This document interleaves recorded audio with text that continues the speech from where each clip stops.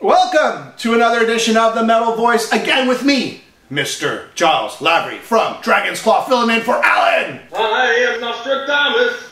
In 2008, Judas Priest released Nostradamus, a 2-CD epic album. Nostradamus, the man of the future, or the man who predicts the future. Apparently.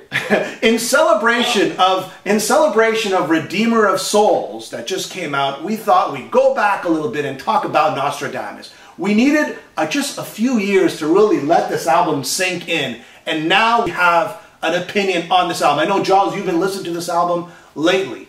One thing I could not have predicted at the time of release is that I would be enjoying this album as much as I am in 2014. Let me take you back in time a little bit. Okay. 2008, this comes out. I'm always up for a new Judas Priest album. I put it in, I bought it, and I put it in. And, you know, nothing really grabbed me. I was kind of like, man, this is long-winded, this is laborious, this is boring.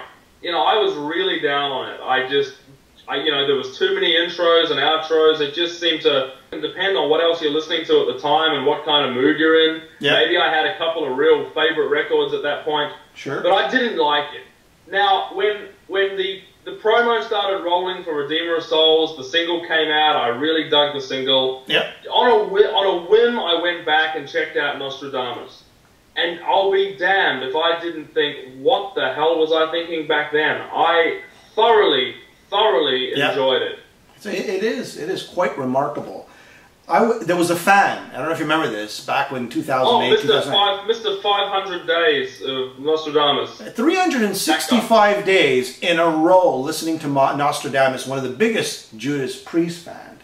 That is incredible. When I first bought this CD, I listened to it on the headphones and I thought it was good. I didn't think it was great. I thought it was just a decent Judas Priest album.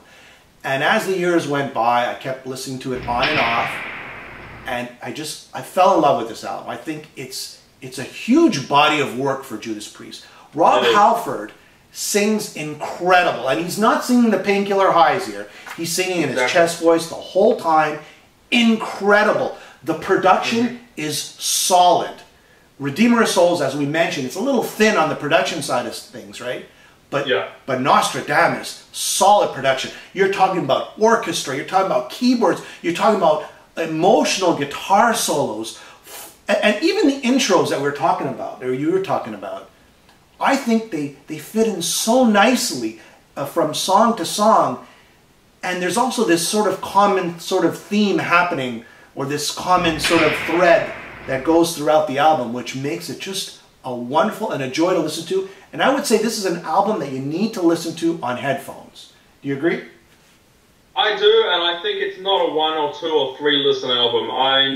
This is a huge body of work here. It's a double disc. Musically, it's really dense, a lot of depth to it. There's a lot of records that have kind of grown on me over the years. Sure. But nothing quite like this. I was so anti this album when it came out. A lot of people were. And I put it down for years. But I've been listening to it recently, and the more I hear it, the more I like it. I think it's definitely a case of digest it in smaller parts if you have to. Yeah. But, you know, spend some time with it. Get on you, and it will pay off big time. I think there's some fantastic songs on here. You know, War is great. Death, great ballad, one of the best metal ballads I've ever heard. Lost Love. Persecution has some brilliant Halford vocals and some bricks. Alone, Visions. I mean, here I am raving about this album that I used to hate. Who would have thought? Yeah, and I remember when the album was released, you had, again, it's always the same thing. It's always polarizing, right? Judas Priest tends to polarize fans. You had half the fan base saying they couldn't stand the album, that it was boring, and the other half of the fan base saying, what a joyful experience. Some tracks that I really dig off this album. Prophecy, for one. I am Nostradamus. I am Nostradamus. A great way to begin the album. You know, all the songs for me are great. Of course, some of them a little stronger than others, but it flawlessly moves from the beginning of the album to the end. Another great song is Revelations. You know, upbeat, melodic, spacey in sometimes, and it's 7 minutes long. Pestilence and Plague. Just a wonderful up-tempo song with operatic vocals in the chorus. Conquest, Lost Love, I know that's one of your favorite songs. Persecution, you know, you got the keyboard flavor there. You know, the pan left, pan right guitar solos that Judas Priest always does. And Alone. That's my favorite track on the record. That's my favorite track on the record. Persecution. I think that's fantastic. And what a way to end off the album, the last two tracks, Nostradamus, which starts off sort of operatic, and then that scream, and the up-tempo song, the up-tempo groove, and then the last track is just an epic track, just a wonderful way to close the album. But this is something that I find it is endearing about Judas Priest, is they've always had these, we can go back as far as Point of Entry, which was a polarizing record, but then most Judas Priest fans will agree that, you know, Desert Plains and Heading Out to the Highway are great songs. Turbo was another polarizing record. It has its fans that love it, and then there's people that hate it. You know, there's Jugulator, Demolition, the Ripper Years. Some people love those albums. Some people think they're okay. Some people don't even want to know about it. And this, you know, this is just another one of those records that it may not be for every Judas Priest fan, but it certainly has a percentage, quite a large percentage of Priest fans love what they do on this record. And Priest has never been afraid to try new things. It may not click with 100% of their audience all the time, but they've never been afraid to try new things or go in different directions. And I think that's one of the real redeeming features, no pun intended, of Judas Priest. So I think it's a great album. I recommend it. It's not for everyone. It'll take you time if you listen. It's not the catchiest album where you're humming certain songs at the end of the day. I think that's something to be proud of. They spent a lot of time. The orchestration, Don Airey was helped them out with that.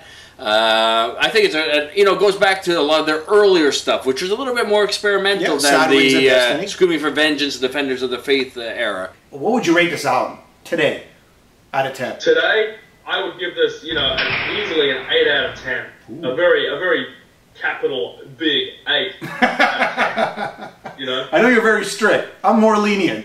I put it 8.5, 8.8 out of 10. And again, when I first heard it, it was probably a 7 out of 10, and over the years, it just keeps When I first heard it, it was like a 0, but you know, it's now an 8, so you can, that's how much it's turned around for me, just with living with it, spending a bit of time with it, listening to it over and over again, it really pays off. There you go. Judas Priest, Nostradamus. Tell us what you think. I am Nostradamus. I am Nostradamus.